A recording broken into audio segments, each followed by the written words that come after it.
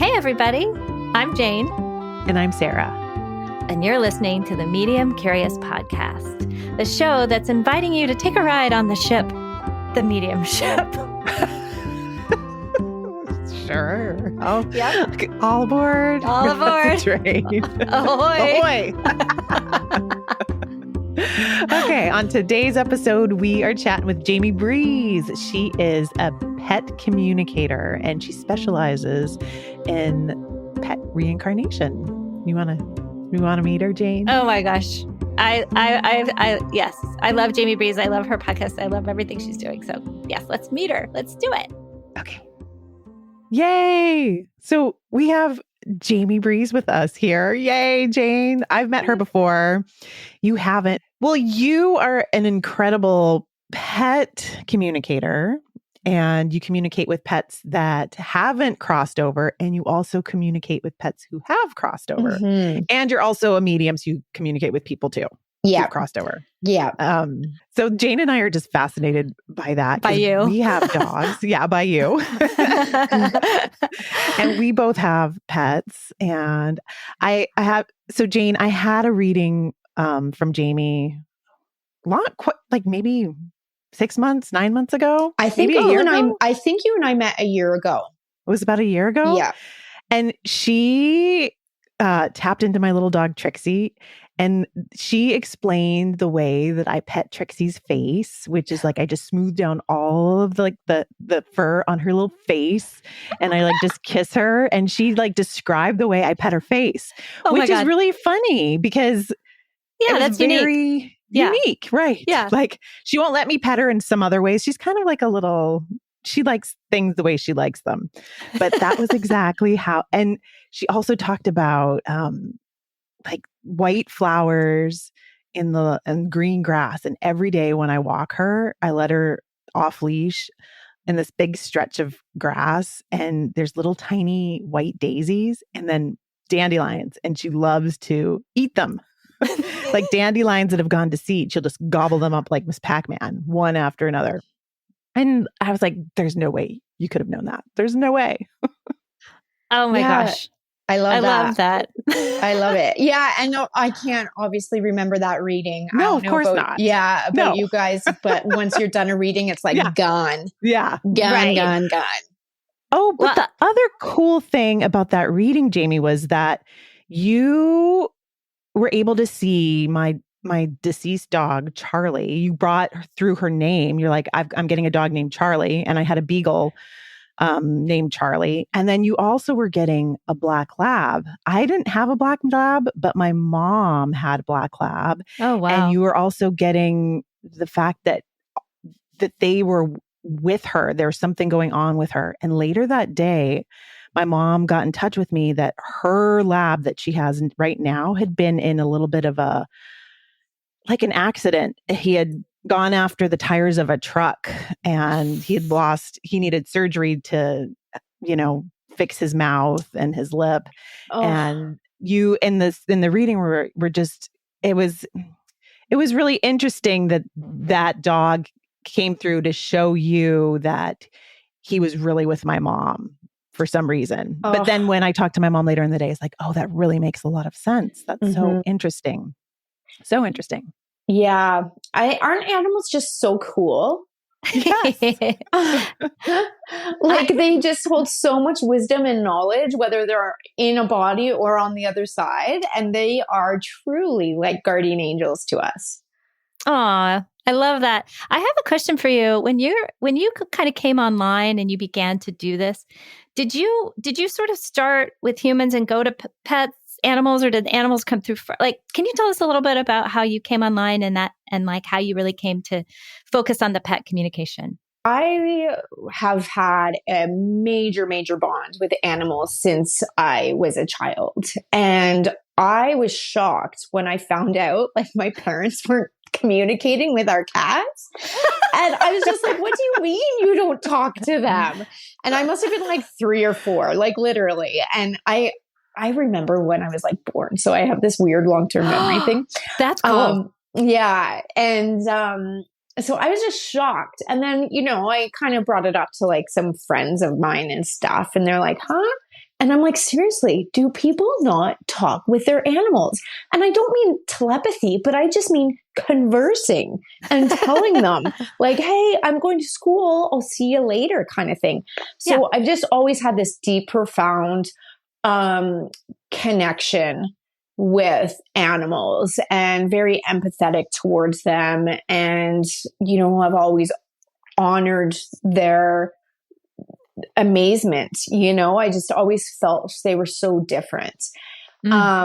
So when I started doing readings for people when I was a kid and a teenager, just for fun. You know, I would be in high school economics class, and my teacher, like, he was so grumpy all the time, and I would just like pull things out and like tell him these things, and he started really liking me after that. He was just like, oh my God. And he kept me after class one day. He's like, can you dig a little deeper into this prediction you were giving me in front of the class and stuff? So I was always doing readings, connecting with spirit on the other side, feeling spirit. But, you know, I never knew that, as weird as this sounds, I didn't think I was special enough to do this. Aww. You know, like it is a hard, you really have, it's a mind game. This type of work is a mind game. You have to be really on the ball and really do a lot of self inner healing work and journey. But so what happened was, my dog Breeze passed in 2016, and it just shook my world. Everything died around me, like energetically. Like I didn't want to go to bed. I couldn't go to work. I took grief leave. I lost a lot of weight. Like I think I lost 8 pounds in a week. Looking at pictures of me, it's pretty shocking, like how awful I looked. And I just remember my heart was shattered. Yeah. And I was just thinking, how am I going to live the next 40 years, say, without her? I've been in a long-term relationship with my partner, Colin. Like we've been together for 14 years, but he knows that Breeze is my soulmate. And he's okay with that. So when he's like, yeah, you two just do your thing. I'll go downstairs and watch hockey. But so when Breeze passed, it was very scary for all those people around me. Like they didn't know what to do or how I was going to get through this. And then, you know, one day I realized, okay, I remembered past lives. Like I spoke openly about my past lives when I was a child. Yeah. So, and I've always been into reincarnation, fascinated by it, always reading about it. And I was like, if I can reincarnate and I believe in reincarnation, why can't I get my dog to reincarnate? So that, and I just got all the shivers. Me too. Yeah. And I heard about Abraham Hicks around that time too. My sister was sending me any resources to try and get me back to life. And I typed in Abraham Hicks animal reincarnation. And I was like, this is going to make or break me. If Abraham Hicks say there is no such thing as animal reincarnation, I'm done. I'm over. And sure enough, Abraham was like, yes, animals reincarnate. And I'm like, boom, perfect. So I made it my life's mission to get my dog to reincarnate back. And once I had this like determination within me, I could walk again. I could eat again. I remember I had a pep back in my step. I remember the first time I smiled and it felt like my face didn't work for so long. Right. And then I started really feeling in depth messages from Breeze.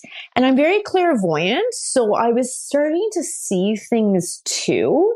And my conviction was so strong that everyone around me, like, they couldn't deny it. Like, they're like, okay, Jamie's either losing it, but hey, at least she's gone back to work and she can function in life and society again. So we'll just let her do her thing. Right.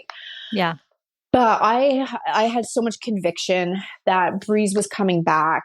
And so I dug deep and I worked with Breeze on the other side until the day I found her. Wow. So that, I don't know how deep you want me to go into that because I'm still trying to answer your initial question here. So from there, I was like, I got her back in 2019. So she passed in 2016. I got her back in 2019, and then COVID hit like a few months after that, right? So I was laid off work, and I was like, you know what? I'm going to launch my psychic medium business. Like, I have the time, and why not? You know, I can take all these classes, these courses.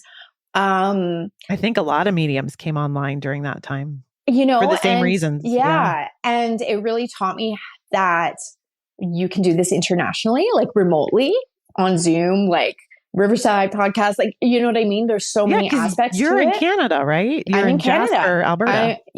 But which is where I grew up, not in Jasper, but in Alberta, which is crazy. I think we talked about that. Yeah. But like 75% of my clients are in different countries. That's like, so wow. I have China, like Bali, like Belarus, like it's crazy. But anyway, so I launched my business and mainly focusing on psychic mediumship with like dabbing into animal communication. And over the years, I was trying to fight it off for some reason. I was just trying to focus on the people, and Spirit's like, nope. You're doing animals. So I'm slowly tweaking out of people, and like I'll always offer that, but 99% of my sessions are animals now. Aww. Yeah. So how I got into it, Spirit made me. Yeah. You know, yeah, we understand that. And it feels so good. Like when I started my business during COVID, I remember like taking this like social media course and about how to launch your business. And it was like, write down your niche market. And I was like, I have no idea what that market will be. And the lady was like, it'll change over time. Just do your thing. You'll get there. And finally, like 4.5 years later, I'm like, boom, there's my niche market. Is like animal grief is my main. Yeah.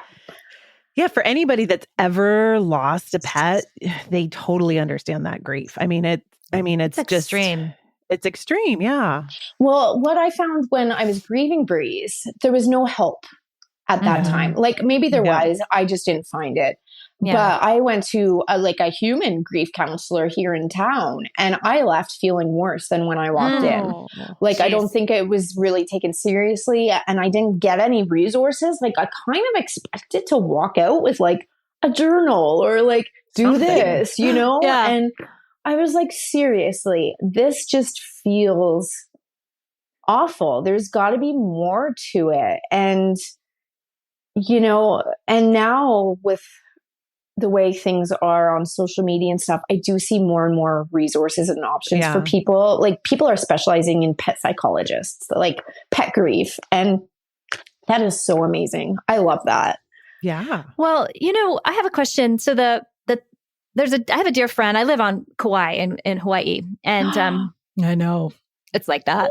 And I have a dear friend whose dog crossed over last year, and we all could see the similar thing you're talking about, where there was like, we were going to lose her, you know, like she was, and it was really neat because Sarah, and brought you up to me, and I was like, there's hope. I'm like, the cavalry is here. There's hope. You can bring Safi back, basically. You say that Breeze is your soulmate. And do you think that a lot of humans have soulmates that come through as animals, but then also people? Do you think it's just possible for our soulmates to come through either way? Okay, I've never experienced an animal coming back as a person. I'm not saying it can't happen because there's so much out there that we don't know. I've never seen an animal reincarnating as a human or a human reincarnating as an animal. That's just in my experience. But I'm open to always learning, right? But when I say Breeze is my soulmate, how I know this is when we lie together, our hearts start beating together in coherence. And as weird as this sounds, I can feel our blood pumping together. And I get the goosebumps again when I'm saying that. And I've had a lot of my clients say that too, is like, whether cat, dog, horse, whatever, our hearts start going together. And I feel like that's how one of the ways, like you truly know if that is your soul mate, your soul dog, whatever you may want to call it. Okay. When coherence. Yes. When Breeze was on the other side, I had this crazy dream of her as a puppy floating through the universe, and we were tethered together by that cord. Okay. And it was just like she was saying, Mom, we are one, which means our relationship will never end. We're always going to be a part of each other. So you have an amazing podcast, Jaime. It's called Both Sides Now. I love it. I've been listening to it a ton. And we've both been listening to it. And so you've got all there's Breeze. Kids on scooters. Tell him, Breeze. She has a loud bark. I'm so sorry. I'll put you on mute while you talk. So we get your full story on the podcast of how Breeze was reincarnated back to you. But it would be great if you could share a little bit about how that happened and what you had to look for and how you brought your awareness to that. And you somewhat manifested that, right? Because you had this vision, you were in tune, you were listening to Breeze on the other side, and you were also looking for signs, right? Yeah. So I don't know if I'd call it manifesting. I think it was fate, and I think it was destiny, and I think it was supposed to happen. Now, going back to thinking when she passed, how awful it was, I wouldn't change it. I now know I needed to go through that trauma in order to be where I am today. Okay. I'm on my life soul mission, and I have my perfect creature back in front of me in a fresh, new, healthy body. So it was definitely worth it. So I don't know if the word manifest is it. I think it was in our soul contracts. That's what we came here to do. So my story of Breeze and me, so as a medium, it took months for me to get a message from Breeze. Like people think, oh, the mediums can just do their thing. No, when we're grieving, like we put up that wall, we can't see clearly, like whatever. So it took months. And I remember I was on my way to the airport, which is 5 hours away, and I fell asleep in the car. My partner was driving, and we were going on what I called a grief moon. I needed to get out of the Dodge. I needed to travel. I've been in so much pain. I needed just something. So I fell asleep in the car, and I had like a visitation dream. Those dreams you can't deny are real. And it was just the back of Breeze's head. And I felt her fur. And I woke up and I was like, Colin, oh my gosh, I just felt Breeze's fur. So that was 4 months into the thing. And that was just the first bit. And then, we went to Israel on that trip, and I like wrote the prayer on a piece of paper to put in the Western Wall, all your prayers come true. And I dodged around all the crowds. I was like, I need this in, like, I need my child back. It was such a journey. Like I traveled a lot. You don't have to do this if you're waiting for your animal to reincarnate. You do not have to travel to the Holy Land. So after that, I just started getting a lot of dreams really about what she would look like. I saw like green eyes and freckles, and my mom started getting them too. Wow. And then I just had this innate knowing of she'll be within like a 6-hour radius, but like I was aimed more to the west. And where I live in Canada, I mean, we're pretty remote. Like you drive an hour and you'll stumble upon a little village and there's like 5,000 people. And then you drive 3 more hours and there's another one, right? So I'm not like conquering metropolitan areas of like Los Angeles or anything, So I'm like, okay, if she's to the west, this can't be that hard. And then to find her. And then, so I would actually take journeys out there, and go to these remote villages and try and find puppy for sale signs, like any other clues I could get.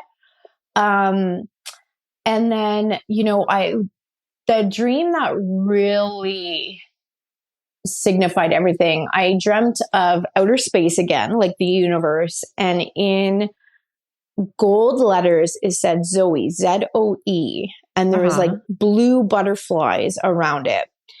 And by this time, people like, I was starting to feel a little defeated by this time. Like it's been 2 years of me on this reincarnation journey. And so I didn't tell anyone except one of my friends who lives in the next town over, which is 90 minutes away. Mm-hmm. I told her, I said, I saw this name Zoe in my dream and it was so real. So I think someone by the name of Zoe has Breeze. Do you know anyone in your area? And she's like, yeah, one of my students' names is Zoe.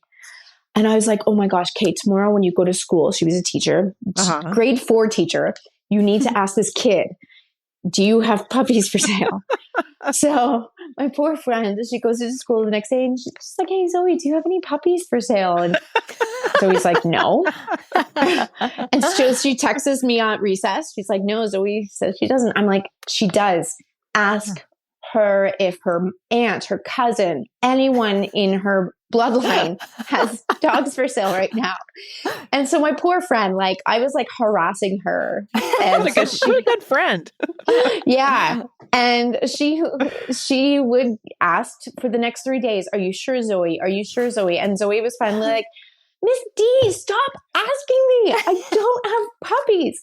And so I was like, ugh, what am I going to do? Like someone, but I don't know how Breeze is being treated. I don't know if she's in danger. Like this person has my dog. So I just kept following the clues and Breeze, told me, I was going to say she texted me. She gave me the clues. She said June 6th. So I was like, okay, so she was born on June 6th.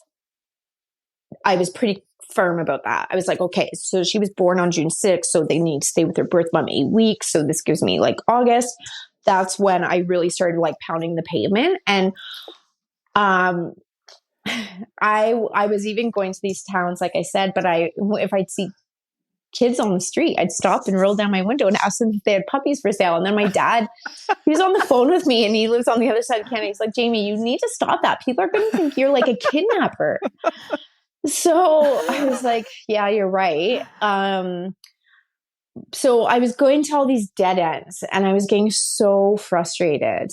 And then, and during this time, like I'd have breakdowns, like I'd cry and not sure what to do. But like I was saying, my conviction was so strong, I couldn't deny it. Mm-hmm. And then I was also waitressing at the time. And so I'd have my coworkers, we'd each be on our phones, which we weren't supposed to be, looking through all ads, whether it was Kijiji, SPCAs, rescue centers all over the country, blah, blah, blah. And everyone's June 6th. And and everyone's like, is this her? No. Is this her? No. Is this her? No. But going for like the June 6th timeline, right? Finally, I was at work that morning before we opened and a photo popped up and I sent it to Colin, my partner, and I didn't even think of anything. I just looked at it and I sent it to him and he texted me right away. That's Breeze. I'm like, he's like, Jamie, he's an electrician. So he was on a ladder really high up. And he's like, Jamie, I almost fell off my ladder when I saw that and I got goosebumps all over my body. There you go. And I was like, I guess. So I texted the lady. I didn't check it. I was at work for 8 hours. I got home and I was like, I just said to her, can you send me more pictures of this dog just to see? And then she messaged me back, here are all the pictures of Zoe. And I was like, Zoe's the dog. Wow. And so I started screaming and crying. And because again, my brother was visiting from Vancouver. So, and again, I had only told my one friend about that dream. And so my partner and brother are like, what? I'm like, it's her. And they're like, how do you know? And so I had to show them my chain of text messages from between me and my friend from the past 2 months about this name. And the poor fourth grader. I know. Yeah. They were just floored. And so what happened was June 6th was actually the conception date. Wow. Not the birth dates.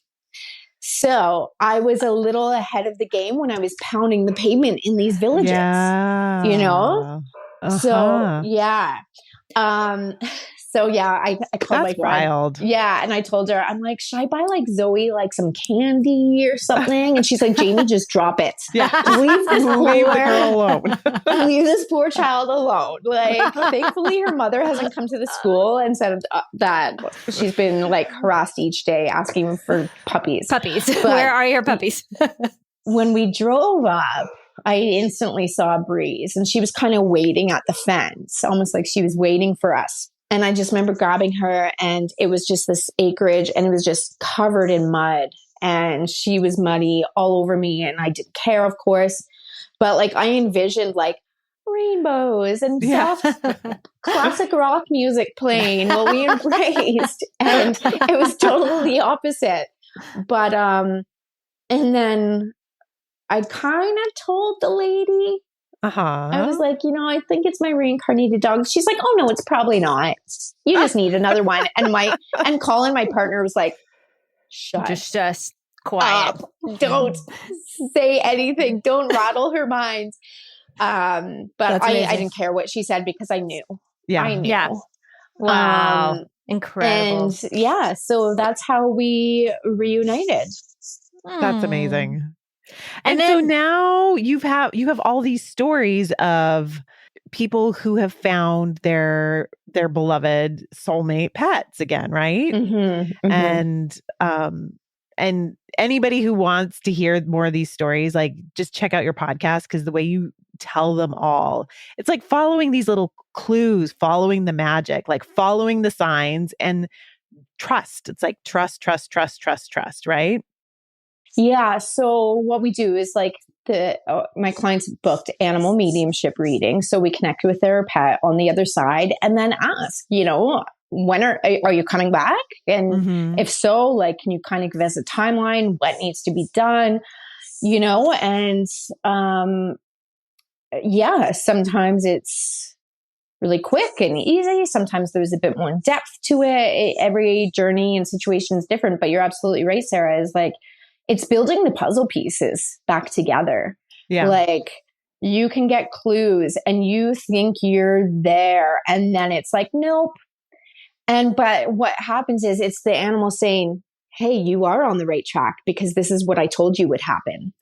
Yeah. Like, I don't know, you said you listened to the podcast. I don't know if you remember like the one about Sadie, the dog coming back, and it was about Sadie on the other side showed me her owner or her mom coming out of the grocery store, standing in front of a bulletin board, and a woman approaches her that she knows and says, hey, I know a litter of puppies for sale.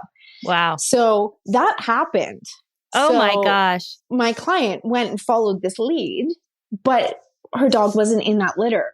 So it's very disheartening sometimes because you're like, this is it. But what Sadie was saying on the other side, no, this is going to happen.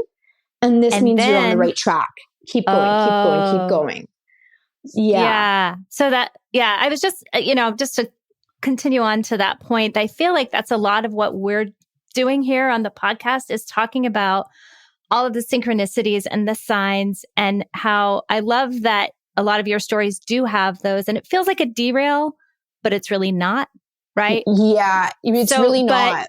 But what it does do is engage that trust muscle, because when that kind of stuff happens, you could be like, I'm losing it. I'm out of my mind. Everyone thinks I'm crazy, but your conviction is really beautiful and really inspiring.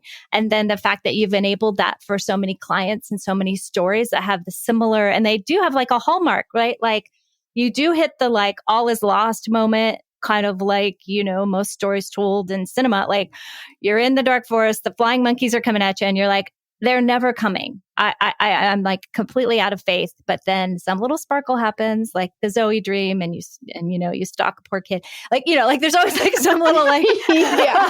like little kind of something, but you have to have this like almost like childlike faith and wonder, like, is this going to happen? And your stories and your podcast and your message and your mission really do bring that to all of us. And so I want to thank you for that, because keeping that going, having the little burning fire of trust is really hard sometimes. Thank you for saying that. And when you said that childlike wonder, my whole body just like I had a shock wave. And I think that's a really cool way to say it, is like, you can't put those adult mind 3D human blocks up. Right. You just have to play with the energy, and have fun with it. Can I share something really quick, just in case this is relatable to our listeners? I just shared this week a story of how I saw my human soulmate in my mind in dreams. And he came to me in dreams. And eventually he led me to my husband. But for what it's worth, it was a similar kind of story, and it was over 10 years. But I knew that I had a soulmate and he was coming, and I was sort of like yelling to the universe, like, dude, where are you? But I had dreams, and one of my dreams was, he said, I'll meet you at the Denver International Airport. And sure enough, Jamie, I met my husband at the Denver International Airport. Oh, love it. Love it. So, and there were Pay like three. attention to your dreams, folks. Right. And also, if you have that, because I did have that conviction, and my friends all thought it was, it's 4:44 on the East Coast. I'm just saying. All my friends were like, she's nuts. What are we going to do for her? And they sort of put me in a padded cell, like not for real, but like they were a little worried. I was like 27 and I was like, he's here on this planet and I have to find him. And I even put up Denver airport. I even put up ads, like it was the beginning of like online dating. And I was like, I thought his name was Patrick. Well, and essentially Patrick brought me to Joe. But the point is, it's kind of like you were like, oh, Zoe has my dog. And it was like, Patrick is my soulmate. No, Patrick is my spirit guide who led me to my Joe. Okay. So Patrick is your spirit guide. It turns out. Okay. But I didn't know that. I thought he was the guy, and he was like, no, I'm going to lead. And then I wrote a screenplay about him, blah, blah, blah, blah. Anyway, enough about that. The point being, it's the same thing. Like when we have that little fire and we know something to be true, we're going on a journey and we just have to keep having that faith. Yeah, I know. Yeah. It's crazy. Sorry, my mind was thinking about a past life thing, and I don't know if I should tell. Okay, it's kind of off topic, but it's been crazy.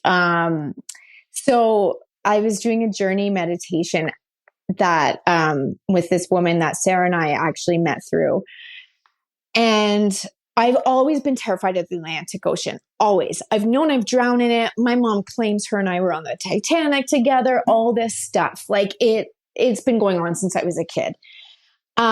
So anyway, I went into a past life. I was about 6 years old. I was a little girl, just kind of wearing this white dress. And there was a little boy, 8 years old, standing in front of me. And he had suspenders. He had these green eyes, curly red hair and freckles, and wearing a little cap. Like he looked very Irish to me. And I remember feeling this overwhelming sensation of love. Like I'm in love with this boy. And I was like 6. And I was like, how do I feel these feelings for this boy? And I knew we'd play hide and go seek in the galleys of this ship we were on, all this stuff. And I remember just staring at him, and he was staring at me smiling. And then the next thing I knew, my feelings went from, how can I love someone so much 1 second and now they're dead? And it made me really sick to my stomach thinking about it. And I look over, and it was kind of like warped vision, kind of in a way, or like, I don't know how to explain it, but what happened was the ship we were on crashed or hit an iceberg. The beam from the ceiling fell onto this boy's head, knocked him out. He died instantly. And then the water started gushing in. So he might have drowned or been killed instantly with the head. I don't know, but he was stuck under this beam. So either way, he couldn't get out. And then all these adults started running in the room over top of him and stomping over him like trying to save their own lives, right? And so I'm sitting in a corner shaking, and it's black, like we're low to the ground, like in the bowels of the ship. There's no windows. It's dark. And I just see the water coming into my right here. And then I came out of the meditation. Wow. But so anyway, it was so deep that if you've ever gone into a past life or something, you just can't let it go. Yeah. Like I get obsessed. And so for the next week, I'm online looking at photos of all the people who've died on the Titanic. I knew we were poor, so we were definitely third class or whatever. I couldn't find anything that connected. And I was so frustrated, and I was telling my partner, like, I need to find this little boy. I need to know who he is. I loved him so much. And so I was going to bed that night, and I was like, hey, God, please give me a sign that this is actually real. And my partner, he puts on his podcast. He listens to a podcast before he goes to bed out loud so I can hear it. I'm like, really? You can't use headphones? He puts on this podcast, and the first thing it says, and then the boy was hit on the head with a beam. Whoa. And I was like, what? So I said to him, what podcast is that? He's like, oh, it's blah, blah, blah. And I have no idea why this chapter popped up. That's not where I was in the podcast. And I was like, boom, that's a sign. Yep. So I messaged a friend who is a psychic and stuff. And I said, listen, I went into this past life. I think I drowned. I'm looking for this kid. And she writes me back the next day, and she's like, Jamie, I tapped in. You were a little girl around 6 years old. There was a boy with curly red hair, freckles, green eyes. He was from Ireland. You guys were playing hide and go seek in the ship. The ship hit something. Yeah. A beam fell on this kid's head. He was killed. You drowned. Blah, blah, blah. And I was like, yes, that's exactly what it was. And then I asked my other psychic friend, she confirmed the whole thing, and she started crying. I said, what? And she's like, know who that little boy is? It's Colin. That's my partner. Oh my God. The poor guy, I was obsessed for 2 weeks looking for someone. And he's sitting right beside me. You made it back together. Yeah, he's sitting right beside me. What a great and I was like, I found you. And I was kind of crying. He's like, Jamie, hockey's on. Like, I need, like, so he doesn't care, of course, but that's amazing. I thought it was a really cool thing. Anyway, sorry, that went off topic, but kind of reminded me of like your phenomenal. Joe kind of thing. Yeah. And like, again, Jane, you can't deny that. Like you knew you were going to meet him. I was obsessed. I was an absolute nut job my entire 20s. I would date people and I'd be like, you're not Patrick. They'd be like, yeah, I'm not. You still want to make out? I'd be like, sure. Yeah. Yeah. Thank you, Breeze. Oh, Breeze. Okay, well, oh man, how does this happen? We're getting close to time here, but Jamie, can you just give us a couple things that our pets want us to know? Yeah, I think one of the main things is that when I've connected with animals, their main concern when they are coming up to their passing is you. They're people. They like death isn't scary for them like it is humans. We've made it scary. Whether that's Hollywood or just putting our intuition to the back burner as we grow up. But animals are so connected with the other side that Breeze told me it's just like going home. And Breeze also told me, she's like, Mom, when your car breaks down, you take it to the shop, you get it fixed, and then you bring it back. That's what us animals do. We go get fixed and then we come back. So that's the main thing. And also animals are part of our soul family. So when I do mediumship readings, I love it when a dog or cat brings in like great grandpa or whatever. And my client's like, but I didn't know that person. I'm like, it's okay. Because what the animal's saying, hey, is I'm with soul family over here. Yeah. I'm safe. I'm good. But that also proves that they are connected with you. They are part of your family. Beautiful. And the other thing is they're always trying to get our attention. And it doesn't have to be some earth-shattering, in-your-face sign. It can be simple and subtle. So just be open to that. And the big thing that also has been coming up a lot lately, animals say, write to them. Write them a letter while they're on the other side. It's very healing for us. It does a lot for our inner soul. And it's almost like stating your energetic intuition or intention to that pet on the other side, saying, because the thing is, we have free will. So we have to decide if we're going to open to that and allow our loved ones, people or pets, to give us these signs, right? So if we write it down, send it to the universe, and they're like, okay, mom wants us to tap them on the shoulder tomorrow, or like let her hear our clicking of the nails down the hall, then it opens the door. It's just easier. Yeah. Yeah. It sets the intention. And but know that your relationship with them is not over after they die. It's never over. It's just in a different form. Yeah. And if we can establish some sort of relationship with them while they're on the other side, which I did with Breeze after my horrendous grief, it makes all the difference in the world. Well, Jaime, don't you have a class? This is something that I got really excited about when I saw it on your website, of how to communicate with our animals that are here. Yeah, I teach animal communication for beginners. I teach animal communication for career, your dream career, I call it. I'm rebranding, relaunching, so everything's going to be out next week. And I also have a master class that is a pet psychic's guide to understanding your pet's journey through death, dying, and the afterlife. Oh, cool. Yeah. So it's for anyone, that if they're leading up to their animal's death, they know, or on the other side, and just get a feeling of like what goes through the animal's mind. Yeah. What's their perspective on it? I remember when my mom lost her black lab. It was about 6 months before he actually passed.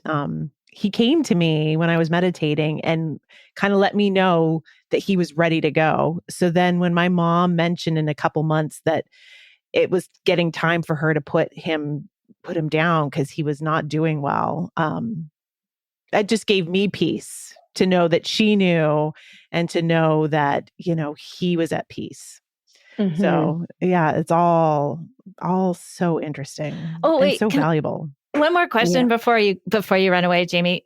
Thank you again. This has been amazing. So my experience as a medium is that I hear animals different than I hear people. And what I mean by that is that they just come in cleaner, if that makes sense. Like when an animal is speaking to me, it just feels so easy. They're not as cluttered, I guess, I feel. I'm just wondering if you have any discernment or a different experience when you hear like a human soul versus a pet soul. Just mine is the same. I find some are more chatty than others, of course. Yeah. But I can't think of who exactly it was, but someone else said the same thing. Like they find the animals, it's so much cleaner. Yeah. And I think they said because they don't limit themselves. The human minds, even on the other side, they come through limiting, and animals are just limitless, and to just go with the flow. So perhaps that's why. Huh. That's great. Yeah, that makes a lot of sense. But with me, it feels the same. It feels the same. Yeah. Thank you for that. I think that limitless is a great place to wrap out because it's just true. And just want to say thank you again for the work you do. Thanks for having me. Very important. And listening me to ramble because I can talk about this all day long. Oh, we love it. We truly love it. Yeah. Thank you for like I said, the work you do, and for just a sparkly human that you are. Giving people hope to connect with their after nothing harder than saying goodbye to a loved pet. Yeah, it doesn't have to end. Yeah. And then a hello. Mm-hmm. Goodbye, and then hello. Mm-hmm. Well, with that, we will say goodbye until we say hello. Thank you, Jaime. Bye now. Bye. Medium Curious is made possible by Jane Morgan Editing. Sarah Rathke made the amazing music. And Gigi Hawkins, podcast consultant. Mixed by Podcast Engineers. Our logo was created by Eric Allen. Kyle Hansen McKee, photography. And the dogs under the desk in Hawaii are Kalea and Domino. And Trixie in California.